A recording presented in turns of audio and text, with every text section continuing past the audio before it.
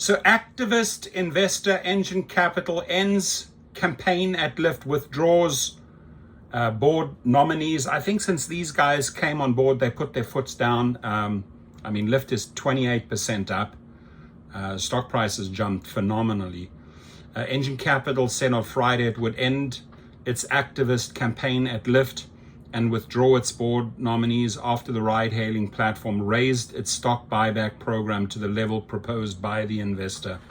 It is one of the rare instances of an activist campaign ending within weeks, when proxy battles typically run for months. They don't want this to play out in the media, so they've resolved it. The stock has gone up.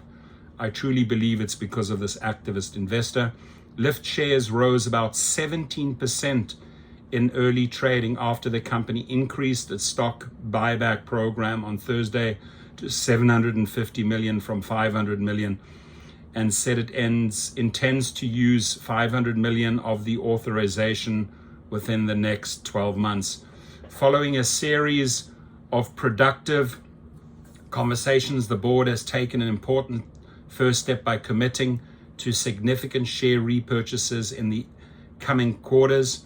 Engine Capital portfolio manager and founder Arnaud Ajla said, the parties have, however, not signed a cooperation agreement, and an Engine Capital spokesman said, adding that the activist investor retains the flexibility to continue to advocate for further changes if it feels they are needed. Lyft did not immediately respond to a request for comment. Last week, Engine Capital had urged Lyft to undertake a 750 million accelerated repurchase program and consider strategic alternatives, including a sale.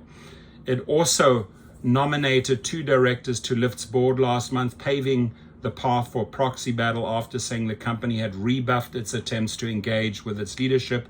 The activist investor had argued that Lyft needed more board members with public market experience and criticized the dual class share structure, which grants founders who own less than 2.5% of the company around 30% of the voting power.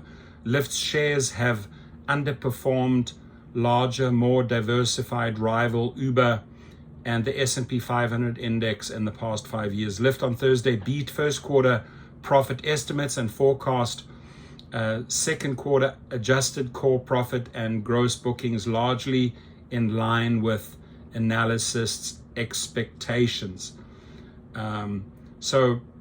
Yes, Lyft shares have largely underperformed, but I think that this latest boost shot in the arm by this activist investor has truly helped the company, if anything. Your comments?